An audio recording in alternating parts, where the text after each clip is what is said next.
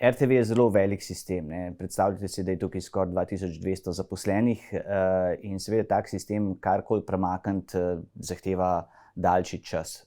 Po drugi strani seveda, dostikrat primerjam televizijo s tankerjem, torej veliko ladjo, in kakršenkoli premik mora biti, zelo premišljen in, vsekakor ne nekaj hitrega. Tako da seveda delamo, sistem postopnih korakov, kako narediti televizijo, takšno, da bo odsevala pluralnost, ki sicer obstaja tudi v družbi.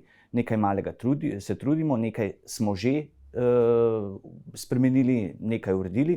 Seveda je pa glavna poanta, glavno sporočilo tudi mojega prihoda, na RTV, da časi, ko je tukaj vladala cenzura, časi, ko so bili dobrodošli samo določeni sogovorniki, drugi pa so bili na tako rekoč seznamih prepovedanih gostov, so minili. Vsi so dobrodošli, vsak, državljan pravzaprav, ima pravico sodelovati v tem javnem diskurzu, ki poteka, preko RTV-ja.